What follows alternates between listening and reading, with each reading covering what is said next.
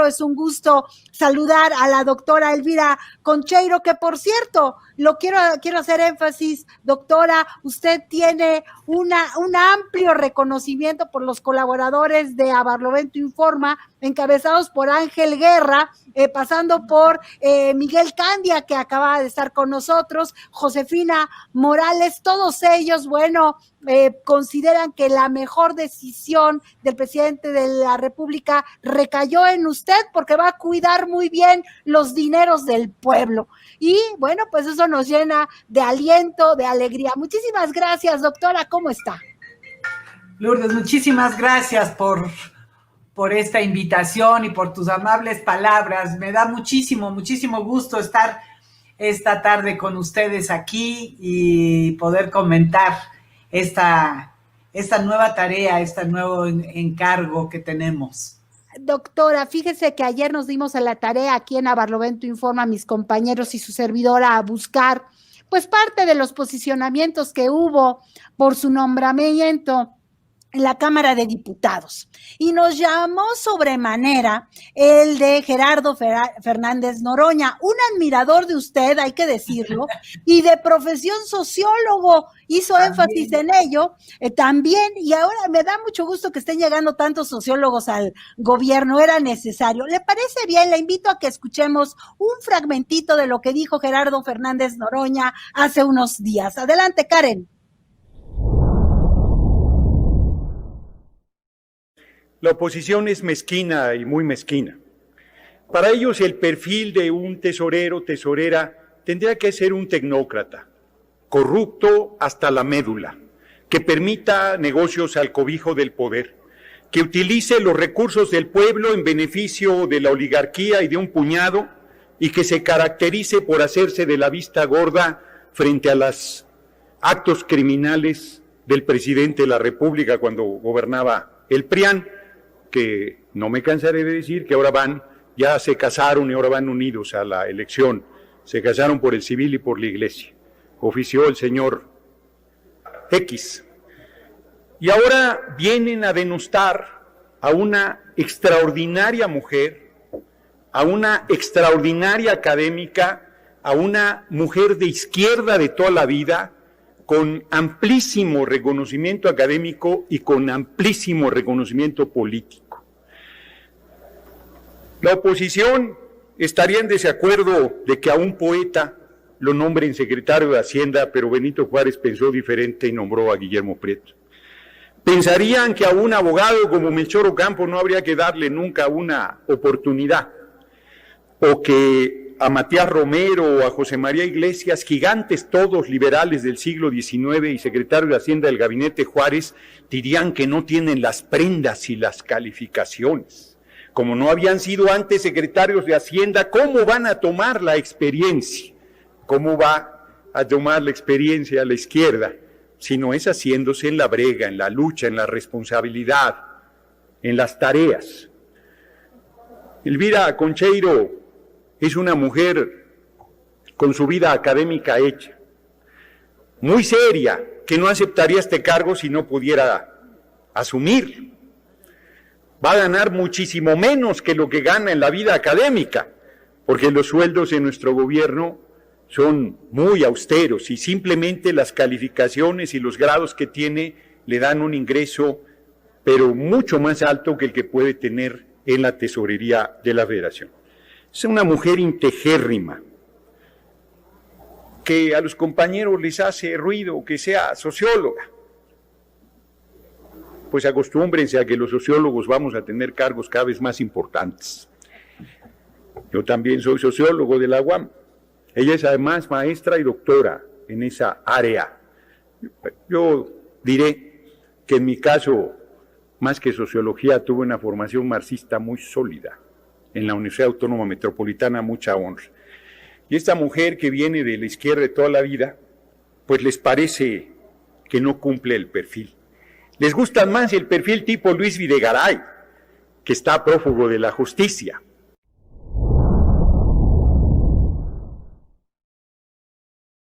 Pues eso es lo que nos tenían acostumbrados, doctora. Y entonces, bueno, hemos leído que Hay a quien le preocupa, quién sabe por qué, porque me parece que es por desconocimiento, por ignorancia, que usted tenga una afinidad con Carlos Marx. ¿Qué nos diría de esto? Bueno, pues en primer lugar quiero a través de este medio mandarle un agradecimiento por esas palabras a Fernando Noroña, que realmente creo que los puso en su lugar a los opositores, porque sí da vergüenza que a estas alturas del siglo XXI los argumentos puedan ser de esa naturaleza. Pero hay algo medular, efectivamente, el neoliberalismo requirió un perfil profesional,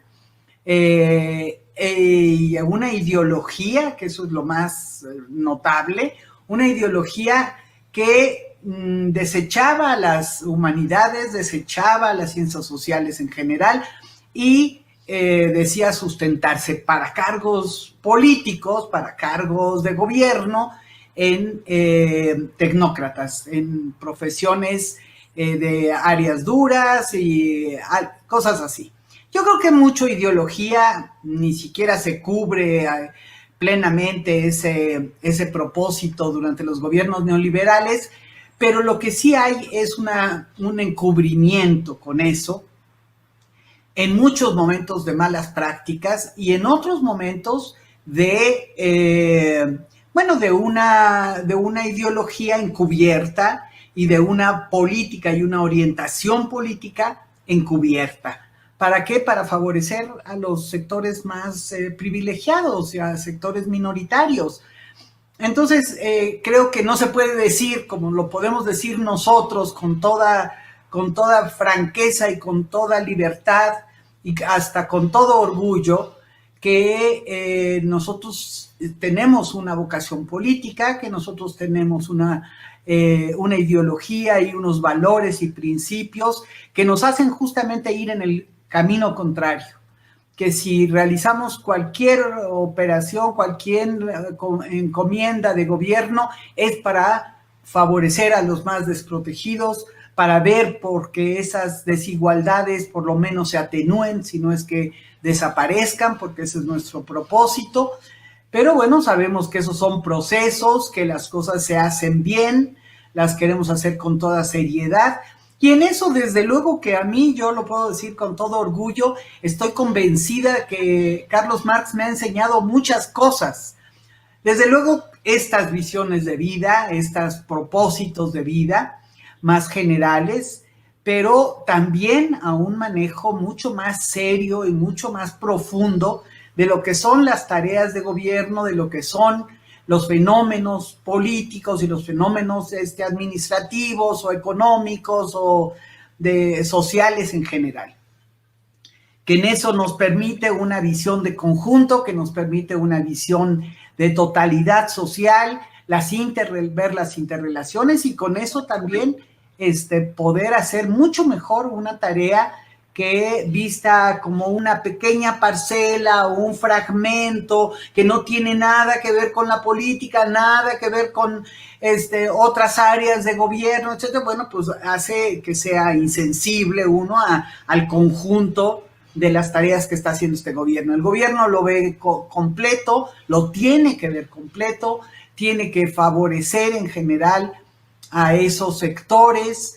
Ese es el propósito de la Cuarta Transformación y en eso sin ningún dogmatismo, sin ninguna bandera puesta un poco ahí a fuerza, sino podemos decir con toda honestidad y con toda claridad que desde luego nuestra formación marxista contribuye mucho a que hagamos las cosas de otra manera y bien hechas. Eso estoy convencida. Elvira, doctora Concheiro, nunca nos preocupaba quién era el tesorero de la federación. Pero no. Llega usted y ahora, pues hasta hay cuestionamientos. ¿Nos podría ayudar a esclarecer qué hace un tesorero? ¿Por qué es importante que esté una pieza como usted, con una orientación social en esa parte del gobierno de la 4T? Mira, la tesorería es una pieza clave de la Hacienda Nacional, es una instancia que recibe todo lo que el gobierno recauda por distintos rubros, por distintas cuestiones, y lo administra todos esos recursos, es decir, lo que, ¿de acuerdo a qué? De acuerdo a un presupuesto que está aprobado en otras instancias, o sea, no se manda sola, pero tiene esta función importante que de pronto además deja en esta, digamos, en este paso hacia la administración de ese conjunto de recursos con el que cuenta el país, que son los recursos de todos los mexicanos, los que nos han dado para el funcionamiento gubernamental, pues quedan con cierta liquidez, entonces hay que ver, es muy importante la administración de esos recursos para que no se pierdan, para que se manejen correctamente, la vigilancia de eso es escrupulosa. Y en ese paso me detengo un poquito porque ese paso es el que, porque después vienen todos los pagos y las obligaciones que tiene el gobierno. Son las tres funciones que hace la tesorería. Pero en este paso intermedio, digamos, pues es donde es muy importante tener muy aceitada la maquinaria para hacerlo muy bien, para que vaya a donde tiene que ir y no se retrasen, no se hagan cosas no bien hechas, que es difícil, porque es muy vigilada, tiene dentro mismo una instancia de vigilancia la tesorería, pero lo que sí hay es, bueno, pues ¿por qué no lo hacemos a través de un banco privado? ¿Por qué no? En fin, ese tipo de cosas en donde sí hay que cuidar muy bien, y este gobierno quiere ir hacia un esquema, está yendo más bien, no quiere ir, sino ya lo está haciendo, de un pago directo. Todos los programas sociales se hacen en un pago directo al que es benefactor, perdón, no me sale la palabra. Y esas, en eso, pues el gobierno ahorra mucho y garantiza que no haya intermediación, que no haya retraso, que no haya nadie que gane que no tenga que ser al que va el programa, ¿no? Esto ya lo ha venido implementando la tesorería en estos 2 años anteriores con Galia Borja a la cabeza. Podemos decir que ya es continuar y profundizar esta perspectiva que tiene el gobierno de Andrés Manuel López Obrador. Entonces es muy importante, sin duda alguna es muy importante. Después, bueno, pues es parte, digamos, de todo el entramado del gabinete económico que le llaman, ¿verdad? Donde, bueno, se discuten y se hablan y se piensan alternativas que hay que construir y que tenemos que construir, que el gobierno de Andrés Manuel quiere que empujemos, que se avance hacia una otra política económica. Y esto sabemos que no es tan sencillo, Lourdes, que es uno de los grandes retos que tienen los gobiernos de izquierda. Es una de las donde hay muchas dificultades. Ya viste una pequeña modificación de otro tipo en las atribuciones del Banco de México y rápidamente sale lo de la autonomía y lo de otras cosas, en donde, bueno, de lo que se trata es, bueno, si en lo político o en otros ámbitos hubo un cambio, que aquí no haya cambio. Y la cuarta transformación sí quiere entrar a todos los ámbitos a hacer cambios. Y está haciéndolo en relación con cierta política salarial y lo está haciendo con muchas inversiones por dónde reactivar la economía. Estamos en una situación difícil realmente, todos lo sabemos, no solo por la pandemia, sino que el mundo estaba ya en una dificultad económica muy seria porque el propio esquema mundial es muy riesgoso, está en permanente crisis por el capital financiero especulativo, por muchas medidas que hacen frágil la economía mundial, incluso, ¿no? Ya tuvimos en 2009 una prueba de eso, y en esas situaciones, pues tenemos que actuar con muchísima responsabilidad, pero sin que esto implique dejar las cosas como están. Entonces es un gran reto. no es exactamente una tarea directa que tiene la tesorería, pero sí desde un mirador privilegiado poder empujar, poder contribuir, poder coadyuvar a esto que es la decisión del gobierno de la Cuarta Transformación. Estoy segura que la parte juvenil de Barlovento Informa, porque hay muchos jóvenes, encabezada por Alejandro Rivera, tiene preguntas para usted, doctora. Alejandro, adelante. Adelante. Doctora, pues la verdad felicitarla y pues muy contentos todos de que un perfil de este tipo llegue a estas instancias como tesorera de la Federación. Muchas felicidades. Tengo un montón de preguntas, pero de todas creo que hay una que me gustaría que usted nos respondiera. Usted es marxista de formación y además tiene libros sobre comunismo, sobre marxismo, estudios de este tipo en América Latina. ¿Cómo le podemos, a ver, usted explíquenos ahora desde el puesto que tiene, vamos a quitar esa mancha del marxismo que es malo? O sea, se tiene como una percepción social desde la oposición, se ha utilizado la palabra comunismo como algo malo en los medios de comunicación desde la derecha para estigmatizar.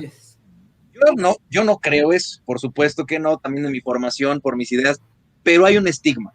¿Cómo desde su perspectiva, cuáles son los puntos, por ejemplo, del marxismo, del comunismo incluso, que podrían utilizarse desde un puesto como el de usted de manera funcional en un sistema como el mexicano, ¿no? Quitándole esas sombras de que es negativo, ¿no?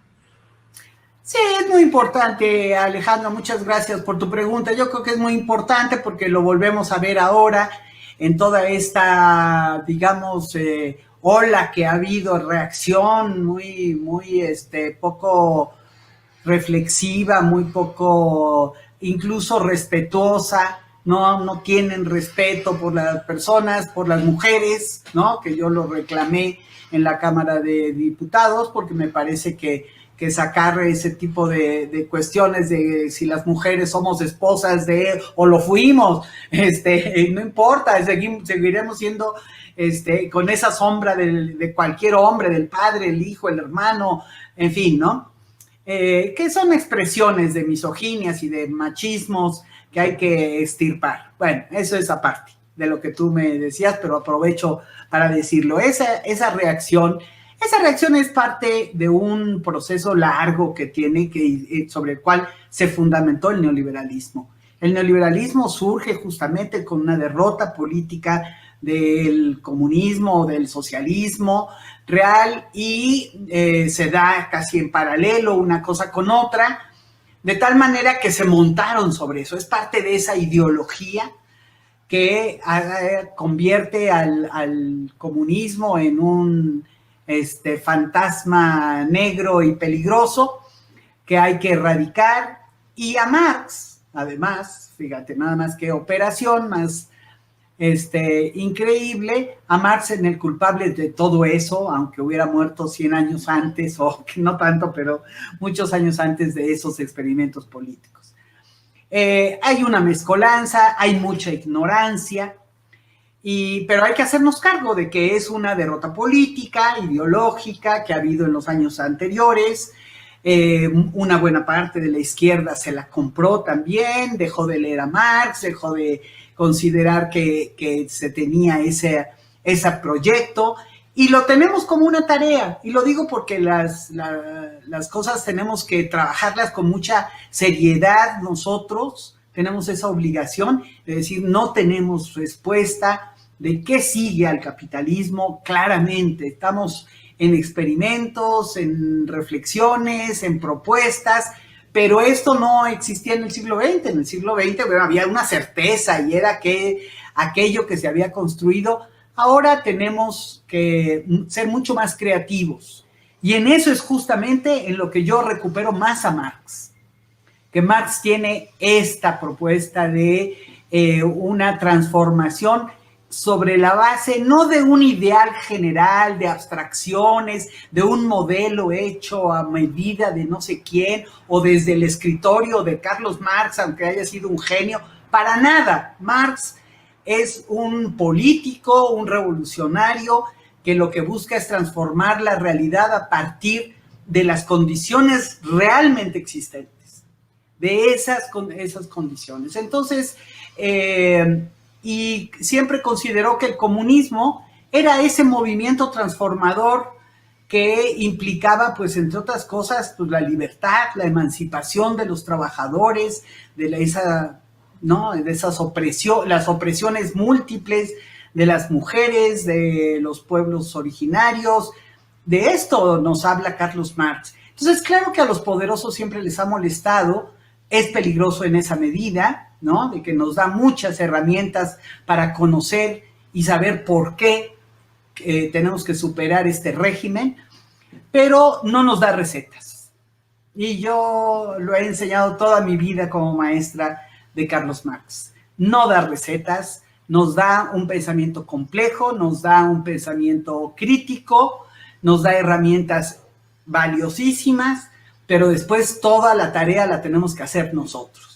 Entonces, frente a esto de la transformación actual, no tenemos recetas en Carlos Marx, tenemos herramientas de conocimiento muy valiosas y después estamos sobre la marcha inventando nuestro propio camino, y eso cada pueblo lo ha hecho siempre y lo seguirá haciendo.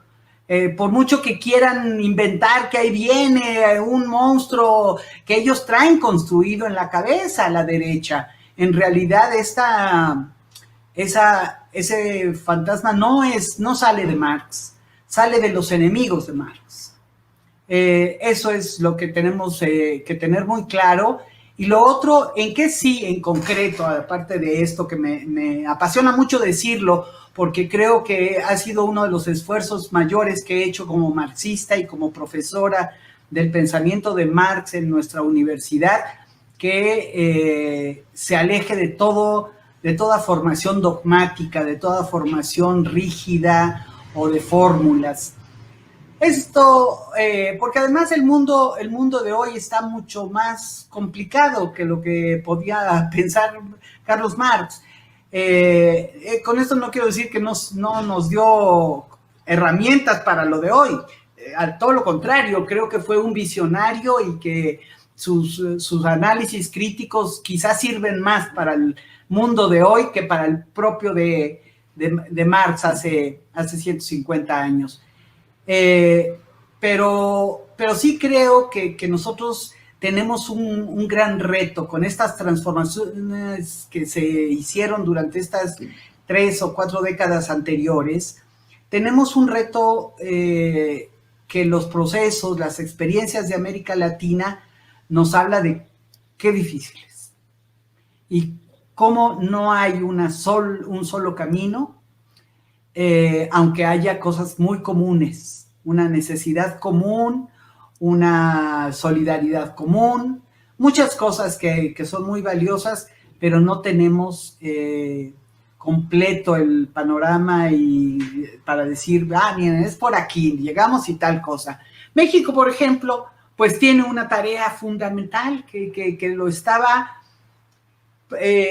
pudriendo en el sentido más estricto, descomponiendo en el sentido más estricto de la palabra, que es esta corrupción. Creo que ningún país había llegado a los extremos y mira que todo el modelo neoliberal es corrupto. Por eso vemos escándalos de corrupción en todo el mundo. Es un esquema que prohija la corrupción, entre otras cosas, el neoliberalismo. Pero los extremos a los que llegó México, la necesidad tan grande de hacer un país tan desigual, prohijar negocios ilícitos que nos han costado miles de vidas. Ya no es solamente un problema de negocios mal habidos, sino de vidas inocentes y de vidas involucradas en esto para sobrevivir y de otros para hacer sus tropelías. Entonces, sí tenemos una tarea primordial, recomponer este país. Y creo que en eso tiene toda la razón Andrés Manuel. Tenemos que empezar por ahí, porque además vamos a recuperar muchos recursos. Se están recuperando muchos recursos para poder hacer otro modelo, para hacer una sociedad menos desigual, cubrir necesidades básicas que tiene la gente para no morirse de hambre. Si no tenemos un problema de hambre generalizado, es porque nuestros compatriotas se las arreglan de mil maneras y se van fuera, se fueron millones a trabajar fuera. Es una sangría brutal la que ha tenido México de su fuerza de trabajo, porque mucha es los más jóvenes, los mejor preparados, los más emprendedores, ahí sí en el sentido más humano de la palabra, no empresarial, sino humano, para decir yo no me quedo aquí a morir de hambre y buscar su sustento donde fuera y como fuera.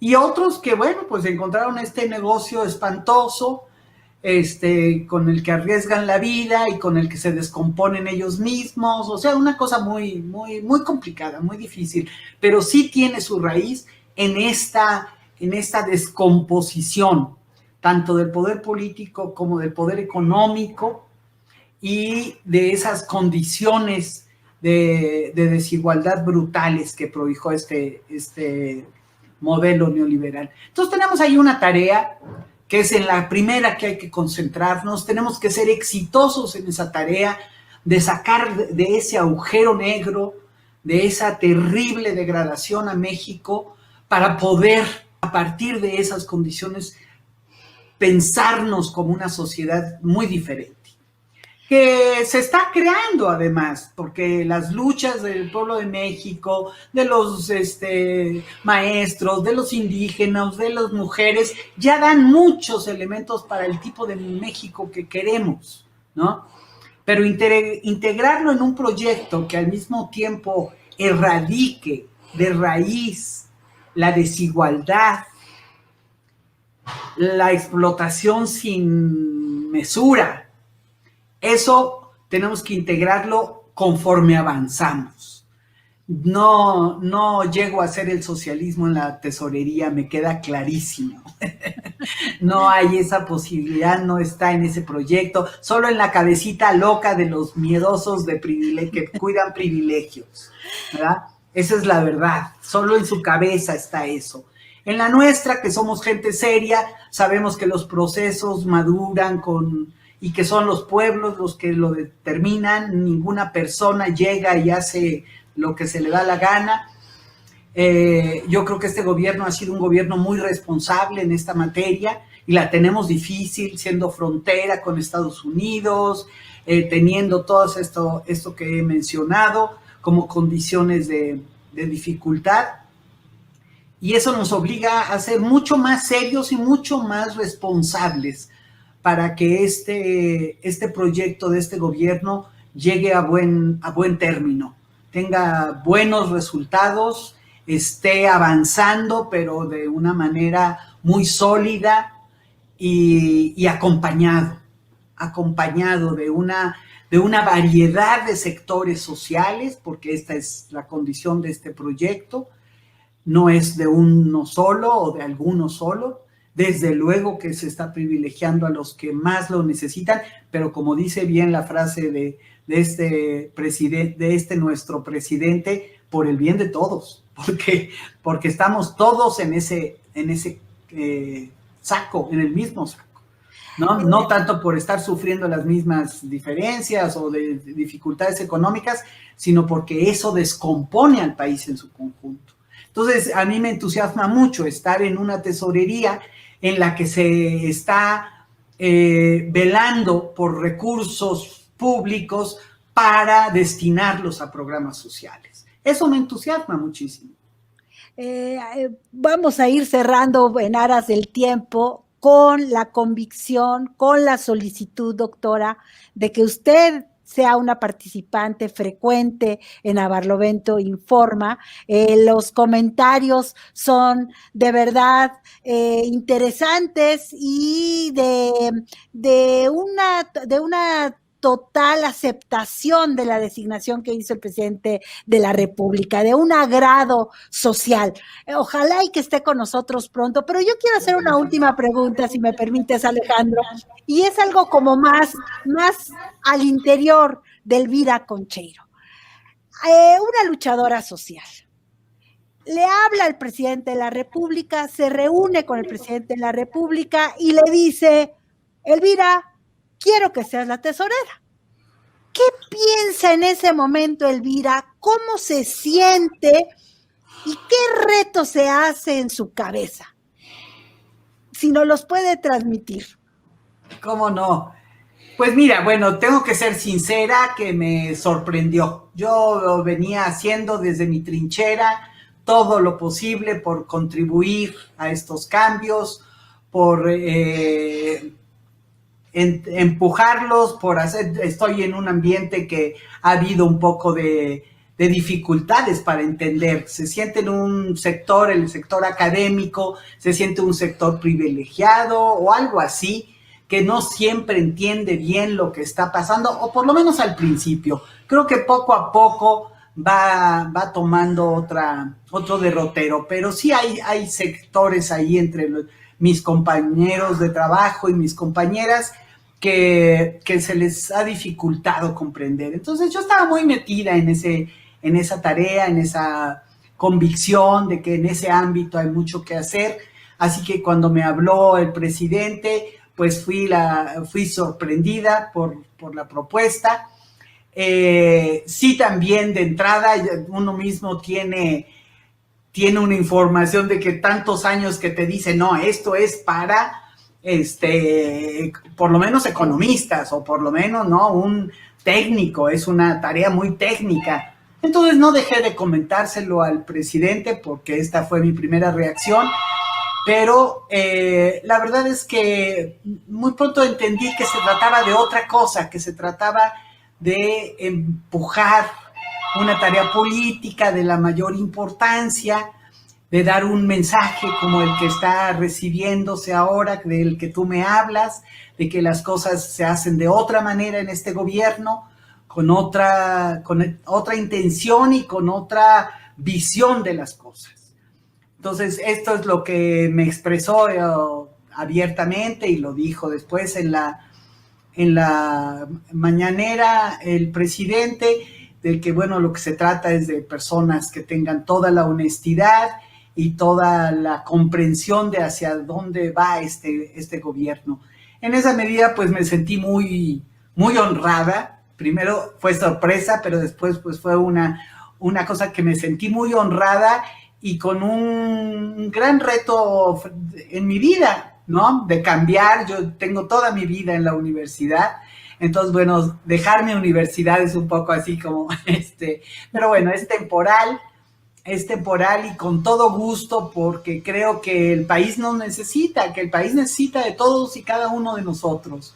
Entonces, si yo puedo hacer algo ahí, lo voy a hacer con todo el entusiasmo, con todo el compromiso que he tenido siempre por cambiar este país, además, porque yo he sido académica, pero sobre todo me siento una militante de izquierda que ha querido cambiar a su país y que ha hecho todo lo posible porque México salga de esta situación tan difícil, ¿no?